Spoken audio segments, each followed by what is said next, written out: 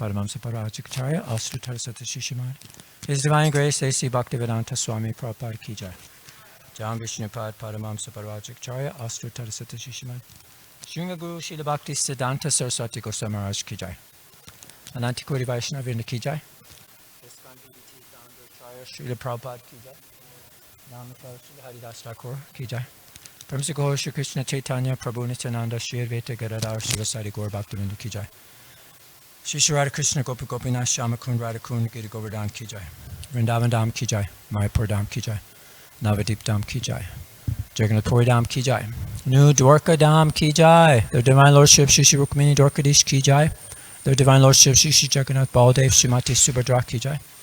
Their Divine Lordship Shri Shri Gauranitai Ki Jai. Jamunamai Gangamai Ki Jai. Tulsi Devi Bhakti Devi Ki Jai. Grantaraj Srimad Bhagavatam Ki Jai. Transcendental Book Distribution Ki Jai. Harinam Sankirtan Jaga Ki Jai. Transcendental Prasadam Distribution Ki Jai. Gaur Pramananda Hare Hare Bol. All glories to the Sama devotees Hare Krishna. All glories to the Sama devotees Hare Krishna. All glories to the Sama devotees Hare Krishna. All glories to Sri Sri Guru and Sri Gauranga. Guru Sri Prabhupada.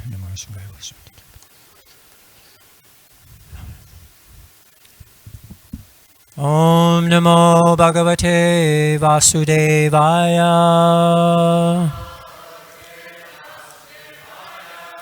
Om Namo Bhagavate Vasudevaya.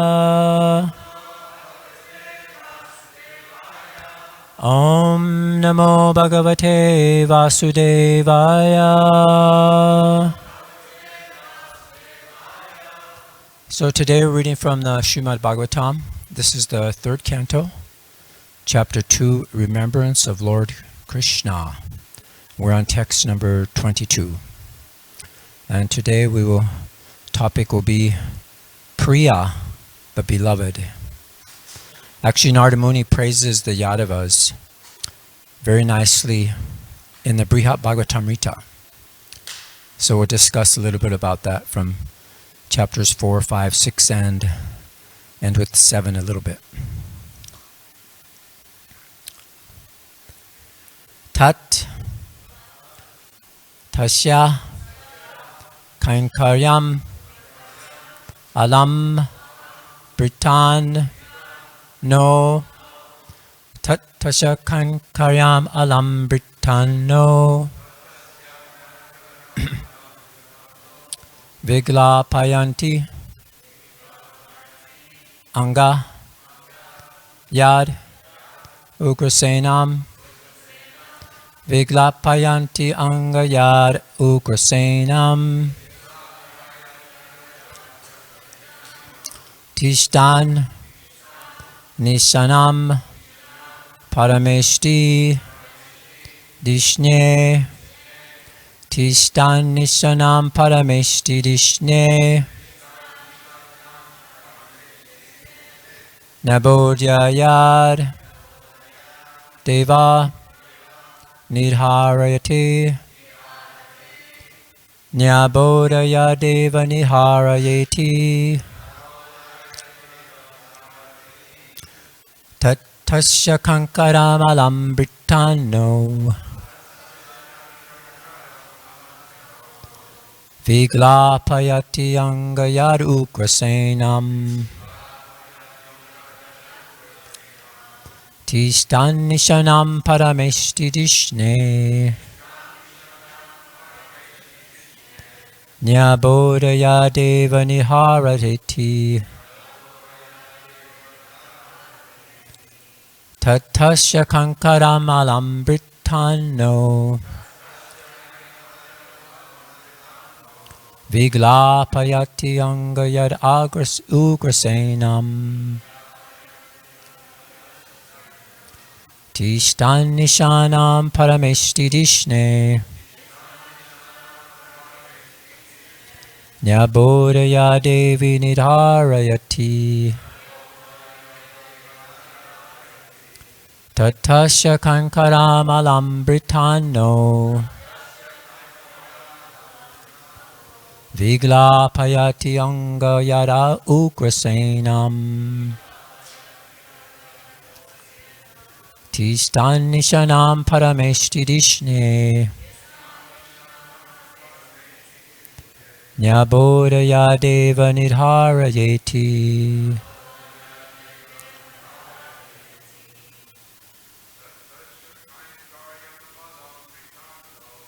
Tatasya Kankaryam Alambritano Viglapayatyanga Yarugrasenam Distanishanam Paramestidishne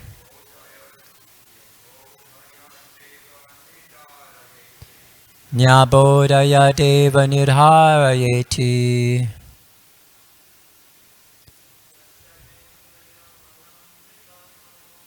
Tatasya Kankaram Alambritano Viglapayantyanga Yarugrasenam Tistanishanam Paramestidishne Nyabodaya Deva Nidharayeti Tatasya Kankaryam Alambritano Viglapayatyanga Yarugrasenam Tistanishanam Paramestidishne Nyabodaya Deva Nidharayeti Tatasya Kankaryam Alambritano Viglapayantyanga Yarugrasenam Tistanishanam Paramestidishne Nyabodaya Deva Nidharayeti. Vaishnavis.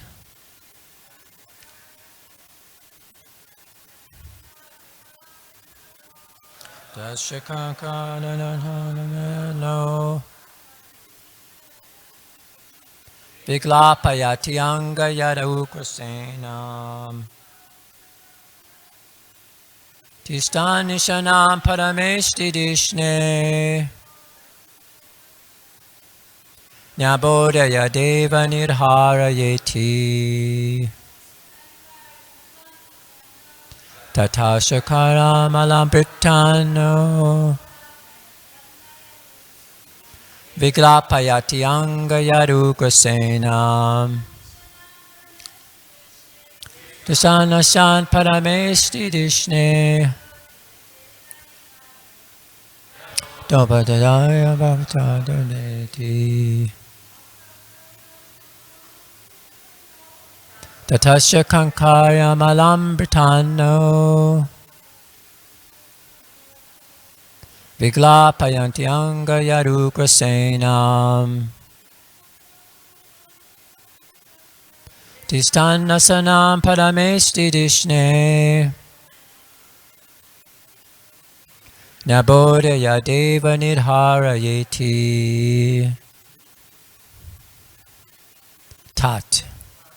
Therefore, Tasya, his, Kainkaryam, service, Alam, of course, Britan, the servitors, Na, us, Viglapayanti,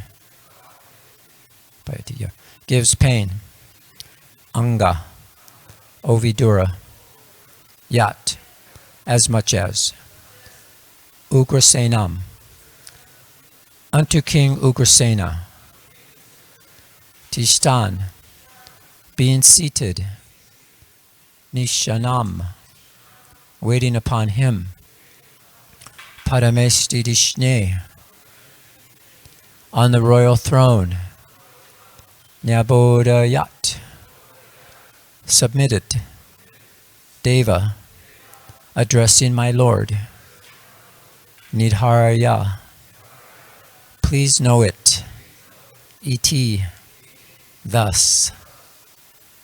Translation and purport by Srila Prabhupada.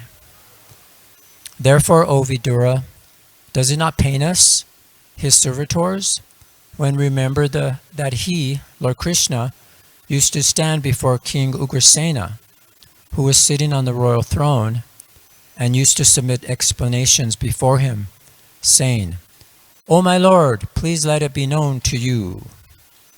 Please repeat. Therefore, O Vidura, does it not pain us, his servitors, when we remember that he, Lord Krishna, used to stand before King Ugrasena, who was sitting on the royal throne, and used to submit explanations before him, saying, O my Lord, please let it be known to you. Purport.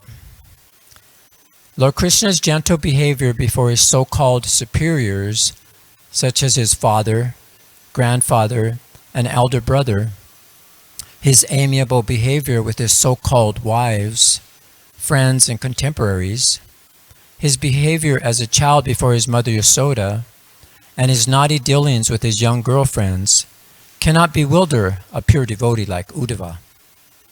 Others who are not devotees are bewildered by such behavior of the Lord, who acted just like a human being. This bewilderment is explained by the Lord himself in the Bhagavad Gita 9:11 as follows. Avajananti mam mudha manushim tanu mashritam parambhava majananto mama bhuta maheshwaram. Persons with a poor fund of knowledge belittle the personality of Godhead, Lord Krishna.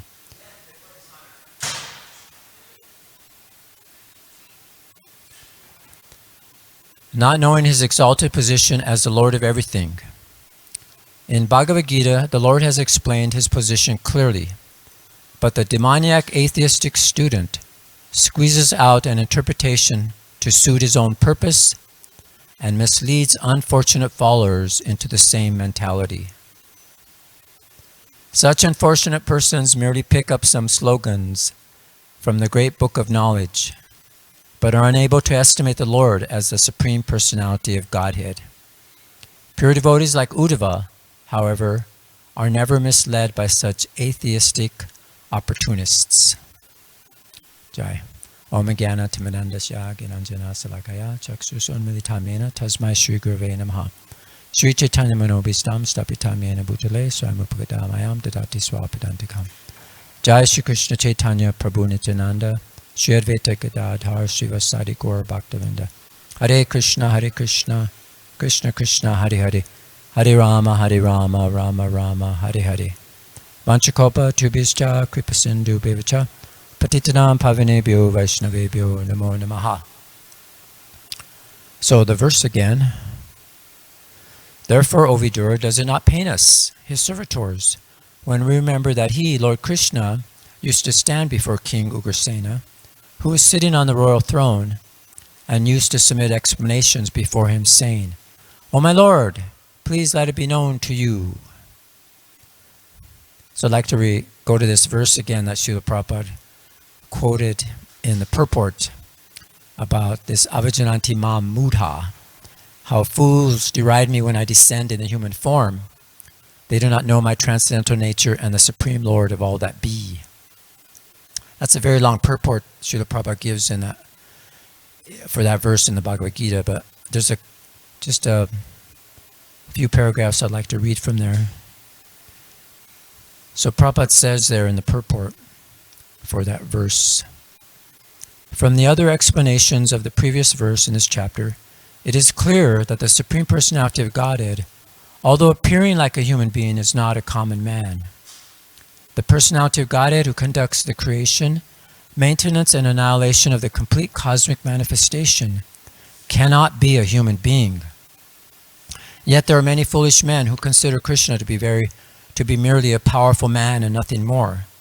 Actually, he is the original personality of Godhead, confirmed in the Brahma Samhita, Ishvara Parama Krishna. He is the Supreme Lord. So another section there, Srila Prabhupada says in the purport, how there are many Ishvaras, controllers, and one appears greater than another. In the ordinary management of affairs, in the mature world, we find some official or director, and above him there is a secretary, above him a minister, and above him a president. Each of them is a controller, but one is controlled by another. In the Brahma Samhita it is said that Krishna is the supreme controller. There are many controllers undoubtedly, both in the material and spiritual world, but Krishna is the supreme controller, Ishvara Parama Krishna, and his body is Satchit Ananda, non-material. So many people think that Krishna is just an ordinary person because he acts like a politician, as we're reading, or he's involved in the battle of Kurukshetra. So he's just acting like an ordinary man. But they don't know that his body is full of bliss and knowledge, and it's completely absolute.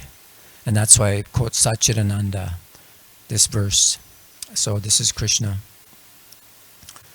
So just like yesterday's class was talking, Duda Karma was mentioning how no one can order Krishna around. So because Krishna is the Supreme Personality of Godhead.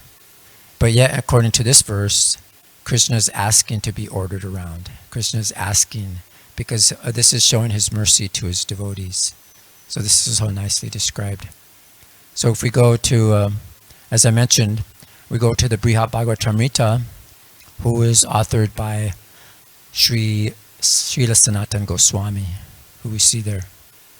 So in volume 1, which we're going to discuss today, the great sage Narada, we know, is a very pure devotee. He travels the earth to heaven, to the spiritual world, and is searching for the recipient of Krishna's mercy. Who has the greatest recipient of his mercy? So on his journey, he meets many pure devotees of Krishna, and he tells them, he honors them and glorifies them, and he gives evidence to show how they have been favored by Krishna. So each devotee that he approaches, they become embarrassed, and they don't like to hear themselves praised. And then they recommend to Narada someone else, another devotee. So Narada sees greater and greater manifestations of Krishna's mercy until he finds, as we know, we'll find out how he finds the best, who are the gopis. So we're going to go to chapter 4 of that first volume. And we're skipping many sections where we met so many nice devotees.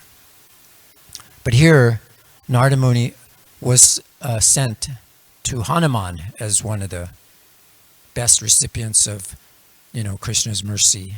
So Narada's praising him. He said, "Oh, you're the greatest recipient of the mercy of the Supreme Lord. Nobody can compare to you. You're always submerged in the ocean of ecstatic worship of the Lord, enjoying it as newer and newer at every moment." So again, the devotees, they don't like to be praised. So it's Hanuman saying, "O best of the sages, why are you doing this to such a wretch, devoid of the lotus feet of Sri Ramachandra? Why do you make me cry by reminding me of how the Lord has neglected me?" So what happened, Lord Ramachandra, he actually left. And so he thought that, I'm not very much of that mercy. So he said, actually, I have a hard heart. So in the next, I think it's the next verse, he says, "If I'm really the Lord's servant, then why did he forcibly abandon me when he took with him to his spiritual kingdom his dear devotees, including Sugriva and all the residents of Koshala? You are very kind to me because I have had the good fortune to engage in his service. You conclude that the Lord has given me his favor." So then what happens is Hanuman directs Narada Muni to the Pandavas, and then he starts to glorify the Pandavas. And this is what he says, that now he's descended to Mathura Puri, where he displays the summit of his opulences and powers. All the mercy he has shown me cannot equal even a speck of the mercy he has shown to the saintly Pandavas, any more than a molecule of earth can equal Mount Sumeru. So this is his showing his great respect to Narada Muni, and he's telling him that, they're actually more favorable than me. So he said, he continues to glorify the Pandavas.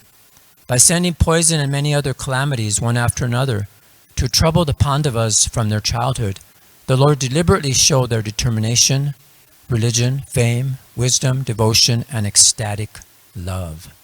So they had to go through so many troubles, and Krishna just did this to broadcast their glories throughout the world. He goes on. He acted as their servant, advisor, messenger, charioteer, and court attendant. He kept watch for them at night, followed them on processions, and even offered them praise and obeisances. So just see Krishna, the greatest supreme, who is no one greater, is acting in this way, just to show his mercy. So the Vaishnavas, he delights them in this way. And he's trying to explain to them that the Pandavas, they have a special relationship with Krishna better than I do, so you should go there. So the next verse he says, out of his affection, concern for them, what would the Lord not do? He was seen taking the combined roles of their servant, companion, and dearmost friend, and they took the same roles for him. So this is the amazing relationship Krishna had with them. So just a couple more from this section. Because the Lord resides constantly with the Pandavas, their capital city has become like a sacred forest, where great sages perform austerities, and residing in that city awards one the same pious benefits as performing austere acts of penance. So he's comparing that to this is like a sacred forest where they live with Krishna.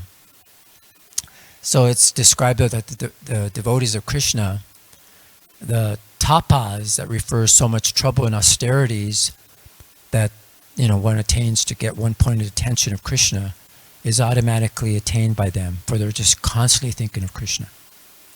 So in the next verse he says, Sri Parikshit said, upon hearing these words, Sri Narada became uncontrollably eager to see the lotus feet of Krishna. He simply wanted to go to Dwarka to live there forever. He stood up, sat down, and stood up again. He danced enthusiastically, filled with inner joy, and made loud cries. So hearing these descriptions, Narada Muni became ecstatic, and Hanuman also became joyful, and they were both jumping up. So Hanuman's heart was immersed in transcendental tastes from speaking about the Pandavas. With his ecstasy raised even higher by Narada's dancing, he continued to speak about the topics. So they both, as I mentioned, they became ecstatic.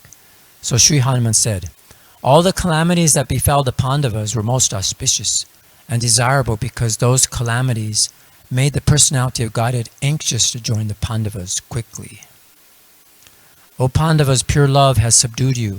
Ignoring discrimination and etiquette, you engage my Lord as your messenger and charioteer. O you Pandavas, must know some transcendental herb or mantra that can enchant the most powerful enchanter. So then, this is this narration is actually spoken by Parikshit Maharaj to his mother. He was explaining what he had heard from Sukadev. So he's kind of summarizing it.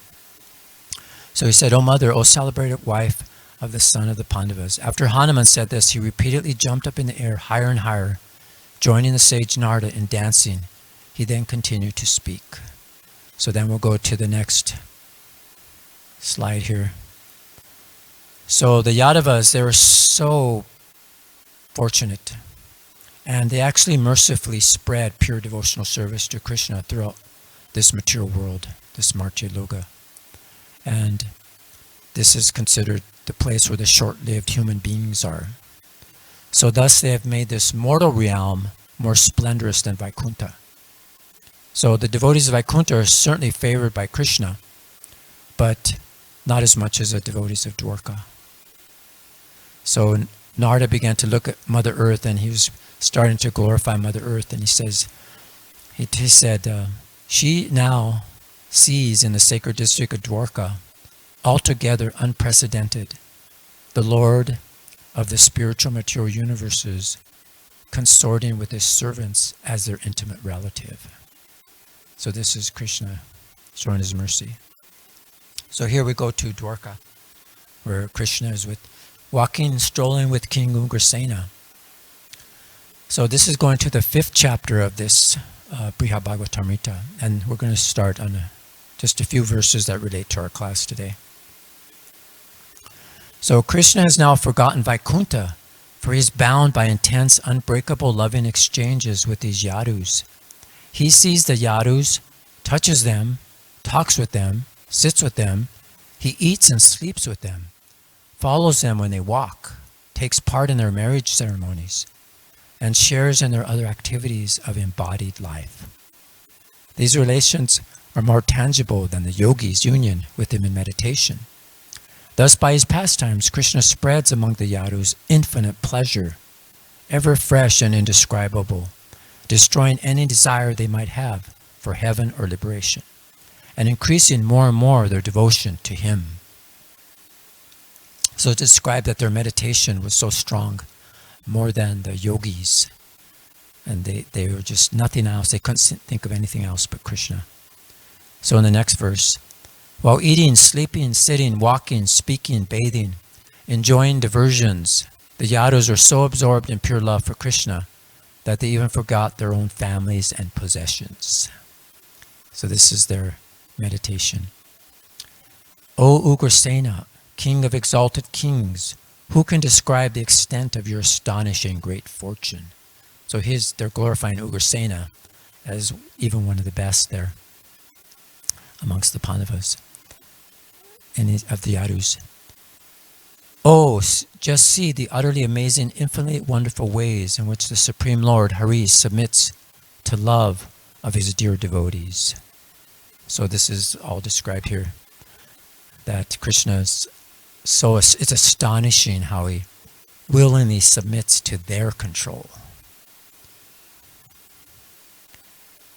So today's verse is showing how Lord Krishna went before Ugrasena, who was on the throne, and he would submit to him. Oh my Lord, please let it be known to you.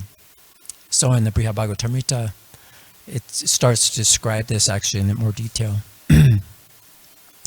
And then here, this verse 109 in the 5th chapter. O king of the yadus, as you sit on your great throne, that same Hari stands before you like a servant and addresses you with reverence. He says, my Lord, please consider. Please order me your servant. I therefore offer constant obeisances to you and to all your relatives. So they define this word as Britya, means servant. So in two ways, it means order carrier and maintain dependent. So Krishna played both roles. He was an order carrier and he was their maintain dependent. So this is very interesting to describe there. So we'll go to the next slide. So this is when the Yadavas said, no. You should go to Uddhava, he's better. So they tell him to go to Uddhava. So this is what Parikshit says in verse 111. The Yadavas were all faithful followers of the Supreme Lord, the Lord who favors the Brahmanas.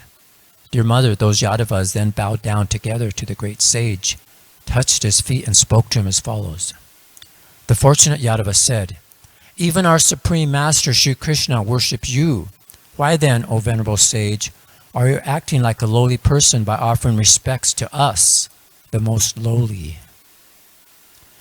You can defeat the wit of even Brahma, the master of speech, and so by the power of our Lord Yadavendra, what you have said to us cannot be untrue. So they can't say that what Narada Muni is saying is not true, but still they're humble. If one has even a slight trace of touch with Krishna, is there anything one cannot achieve? Krishna is a boundless reservoir of mercy and one's unconditional best friend. So here Krishna is showing his compassion to his pure devotees. And in the next verse, he goes on.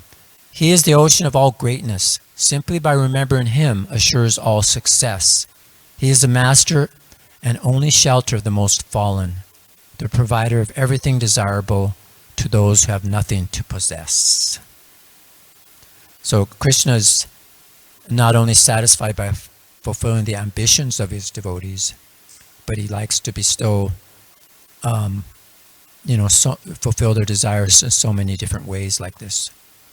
And it's just like described as a deep ocean, vast ocean of Krishna's great compassion and mercy. So in the next verse he says, but among us, blessed Uddhava has received Krishna's greatest mercy. That exalted soul is Lord Yadavendra's advisor, his disciple, his servant, and his extremely dear friend. So they're sending him to Uddhava. Sometimes the Lord abandons us to go on a journey. This gives us such distress that even when we see him again, the pain does not go away. We cannot be sure when he might go somewhere else, but Uddhava is always by his side, serving Lord Krishna, his master, and residing with him.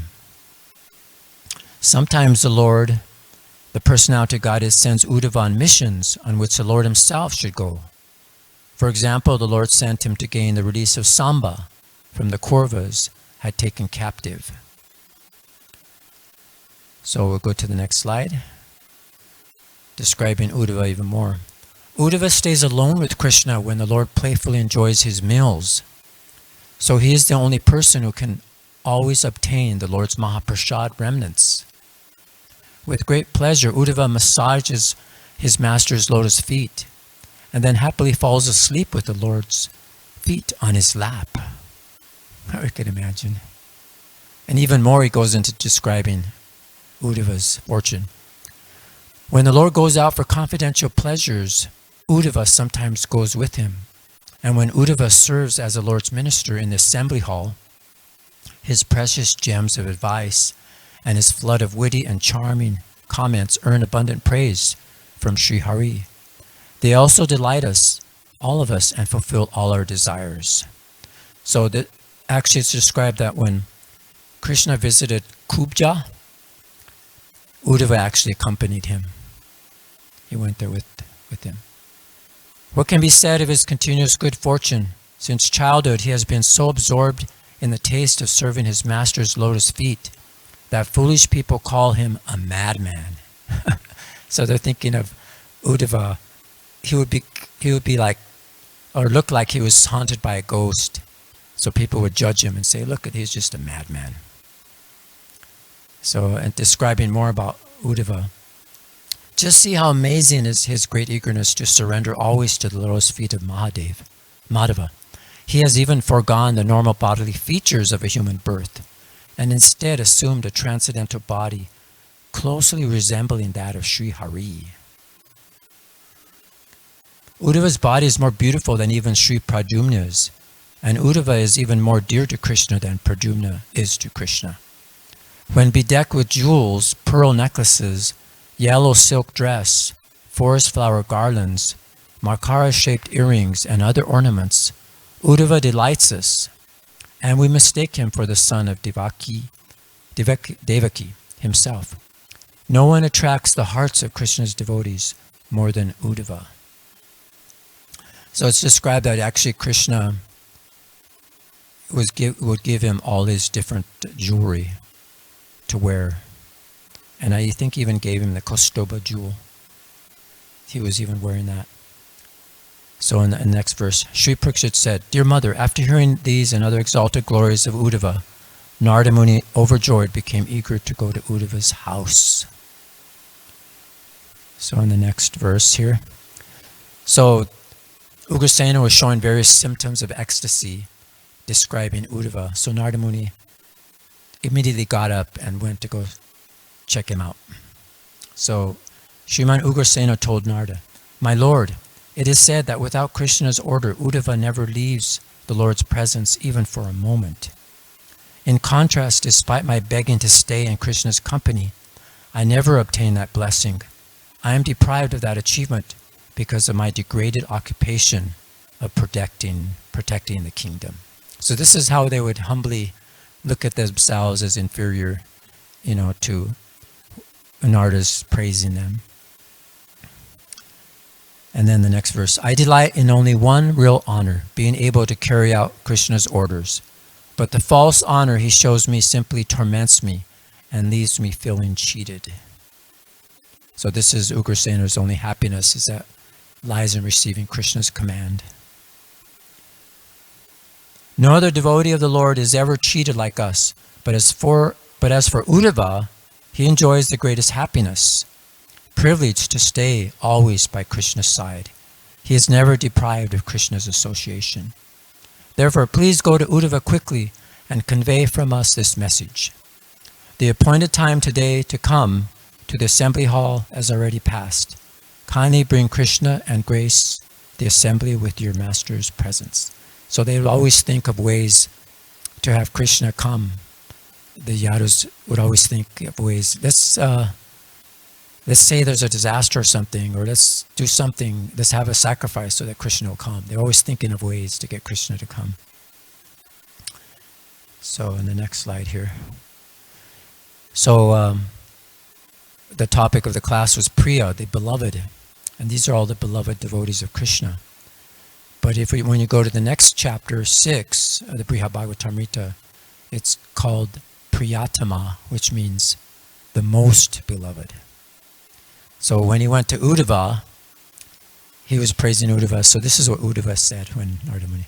Almighty One, knower of everything, most truthful speaker, greatest of sages, you are the master who teaches the means and the ends of bhakti, devotional service to the Supreme Lord. All you just said about me and more is self-evident to me. I know it was true before you said it, and so did others. So he's agreeing with Narada Muni for praising him, but still, he's going on here, says, what I saw on my recent trip to Vraja took my pride in my special good fortune and suddenly crushed it to dust. So Uddhava was very proud that, Krishna was always, giving him great fortune. So he thought he was like Mount Meru. But when he saw the Vrajavasis, he said that quickly reduced to a pile of dust. So in chapter 7, it describes Purna, the complete perfection. So this Parikshit saying to his mother, dear mother, you as well should always worship this young cowherd boy. He is the ocean that yields the nectar of the rasa dance, in which divine gopis fully surround him. Entranced by pure love, you should cherish the desire to be a servant of these gopis. You should constantly worship him in pure love as they did. And you should dedicate yourself to the Sankirtan of his names. So this is Parikshit Maharaj just summing up the lesson for his mother, which she should learn, that you should absorb yourself fully in Krishna consciousness and just reflect on the most perfect love the gopis have for Krishna in this rasa dance. And so this young playful cowherd, he is the form, he enjoys his original pleasure, and he has that amongst the devotees, his devotees. So this is how he ends the Brihad Bhagavatamrita. With the help of his most excellent narration about the Supreme Lord, which shows who has received the essence of the Lord's mercy, one can understand him for certain. Anyone who for any reason takes shelter with faith of this narration will quickly attain love for Lord Shri Krishna. So this is how that ends. So we're just getting a glimpse in the Srimad Bhagavatam, today's class, of Ugrasena. He was considered to be very dear, very beloved to Krishna, and how Krishna, the supreme controller, no one can order him around. He's begging to be ordered around by his devotees. So he's just spreading this mercy and this love. So we're getting a glimpse here of the Srimad Bhagavatam, which we're leading to these pastimes of Krishna in the 10th canto, purifying us so that we can be ready to absorb this nectar and appreciate it, actually, and become purified, as described here, that we can achieve this treasure of prema. So I'd like to end there and ask any comments or questions. Yes, Prabhu. Thank you, Prabhu. You titled your class Priya, right? Priya? Yeah. And the beautiful description of Narada Muni going to different devotees, and the devotees disclaimed that they were sent to another person. Yeah. So a verse came to my mind while you were saying that, where Krishna himself tells Uddhava, Yata tame priyatadma Admayonir na Shankara Nacha Shankar Shani Nasrin Naivalmayate Babam. He said, neither Lord Shiva, no Shankarshan, Lord Shiva, no Shankarshan, no, my brother Balaram, not even the goddess of fortune, and not even my own self is as dear as you are, Priya. So, but we see that actually every single devotee where he goes, the Lord gives their mercy and they are very dear to him. But in this particular verse, the Lord himself is telling to Uddhava that you are the most, even, like if you think about Lord Shiva, Vaishnavanam Yata Shambhu, the topmost Vaishnava. And so I was just wondering, who is he talking about like that? Because I remember that I think Gopi Paranadhana Prabhu, when he saw that particular verse, he himself, I think it comes from him, he's mentioning that Uddhava meaning all the pure devotees, not just Uddhava, that the Lord actually is speaking to other devotees. But I just leave it for discussion. Who would be that person? Like an exception, like the way Krishna is saying. No one can be as much dear as to me, not even my brother Balaram. Balaram is in Tattva, his guru, the original guru, and Lakshmi Devi resides on his chest. Yeah. And like that. So and when Uddhava was glorified, he was sent to the gopis later on. Yeah. So I kind of got to the end of the Brihad Bhagavatamrita in this first volume. But yes, a lot of those devotees are mentioned in the beginning. So many great devotees, like Prahlad, and so many of them are mentioned.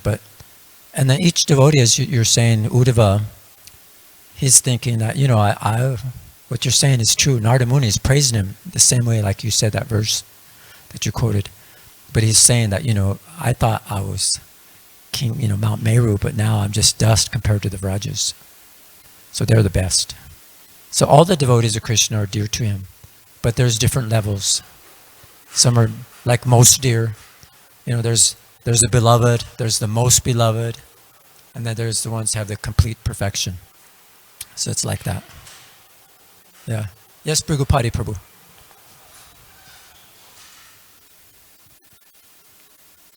I'm not sure I understood the question properly, but if I did, Sachi's asking the question, so Uddhava's being glorified as the most dear, but how's that possible? There's his brother Balaram, Lord Shiva, who's called the topmost Vaishnava, and of course there's the gopis. But I think when it comes to glorification, you can do that. Like Prabhupada used to say, these are the most beautiful deities. And then he goes someplace else, and they were the most beautiful deities. Yeah. And like that, at least 3 or 4 different deities were the most beautiful deities. And also, this is the most important service. What you're doing here is the most important service. And then he talked, on another occasion, be talking to some other devotees, this is the most important service. The Pujaris are the most fortunate. The Bhakta is the most fortunate. There's nothing more fortunate than managing a Sankirtan party. So it seems like when you're glorifying, you can get away with it. Yeah. Yeah. Yeah. But it's true, Krishna loves them all, but still, out of their humility, they refer them to someone else. And of course, who can compare to the gopis? Yes, Prabhu. Hare Krishna. So, I like this point Brigupati Prabhu made. Yeah. And I've thought about this, and I'm not sure, this is kind of like a speculation. But it seems like Prabhupada may have like a different use of the English language, because how can like so many things be the best? Like in America, if you say one thing is the best, that means it's the best. Like there's nothing else that tops that or becomes equal to that. Best So of the also best. like sometimes he'll say the 7th offense to the holy name is the worst offense. And then in other places he'll say like committing Vaishnava aparad is the worst offense. So how can many things be the worst? So it may be, this is speculation, that it may be just he uses the English language differently than we're used to in America, perhaps. It's just I don't know. But one It's thing, interesting speculation. one thing I had a question is, okay, you're quoting Brihad Bhagavatamrita, Uh-huh. and you were talking about Vaikuntha and Dwarka and Vrindavan. Yeah. So, taking the standpoint that many devotees do, that the jiva was in the spiritual world and the jiva fell down to the material world. My question is this. So right now we're in the golden age of Lord Chaitanya. Lord Chaitanya came to give what no other incarnation has given before. Pure love of God in Vraj, in Vrindavan, specifically in Madhurya Ras. He gave a special invitation to even the fallen souls of Kali Yuga, that just by chanting the holy names, you can actually attain Vrindavan Dham. So I was just wondering if that standpoint is true, that the jiva falls down. If, say that your eternal form before you came to the material world was in Vaikuntha, so you were a Vaikuntha Vasi, and we know from your quoting Brihad Bhagavatamrita that, all the spiritual planets, transcendentally, you could say that they're the same, but there's also a degree of intimacy and love of Godhead, even comparatively Dwarka, Mathura, and Vrindavan. So, wouldn't it seem that if you were a Vaikuntha Vasi, you fell to this material world, you just so happened to come in contact with the Krishna consciousness movement right now, during the golden age of Lord Chaitanya, who's inviting you to go to Vrindavan, so it almost seems like perhaps it was a benediction that we fell from the spiritual world, because now we are able to change our sarup and go to Vrindavan. Is it a benediction, or? Sure, why not? I mean, I think our original position is servant of Krishna, right? Eternal servant of Krishna. And I think these can actually change. I mean, they could change. Why not? Yeah, I have a quote here where Prabhupada is asked that. Yeah. Should I read it? It's Sure. really nice. Yeah. So, Rameshwar Prabhu, one second, I have it here. He's asking this question. Srila Prabhupada, when the devotee is in the original relationship with Krishna, his Siddha Deha, why is it that he sometimes changes his original rasa with Krishna? Prabhupada asks, what'd you say? Rameshwar repeats, each one of us has an original relationship with Krishna, some as a plant, some as a tree, some as a cow, some as a cowherd boy. So if that is re-established, why should the devotee desire to change it? Prabhupada says, well, that is spiritual kingdom. You can change it if you like. Tamal Krishna says, it is not static. Prabhupada once explained, love is not static. And then Prabhupada says, generally it is not changed, just like Mother Yashoda, she's mother all the time, eternally. So he says that you could actually change your sarup. Yeah, sure. Yeah. Amazing. We can't understand. It's beyond us. But yeah, it's great. Thank you. Bring that up. Okay, any other comments, questions? Well, thank you for your kind attention. Oh, go to Srimad Bhagavatam. Go to Srila Prabhupada.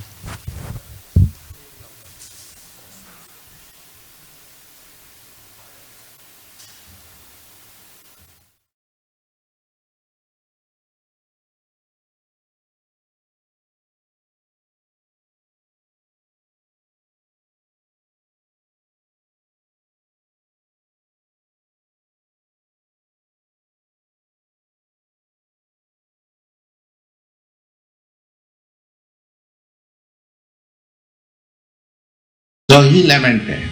Here also it is said that Narad Muni, he has got always with him a tanbura, and he is traveling all over the universe constantly.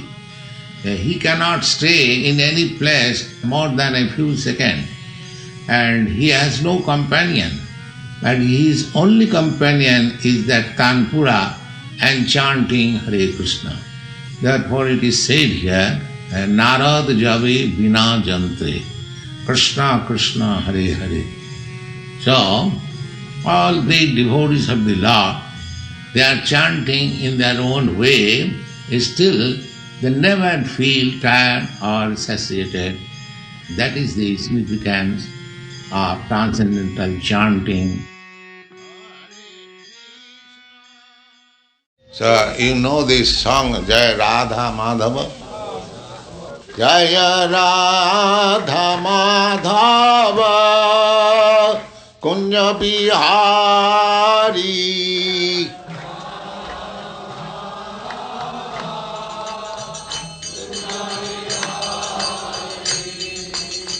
Gopi Jana Vallabha Girivaradhari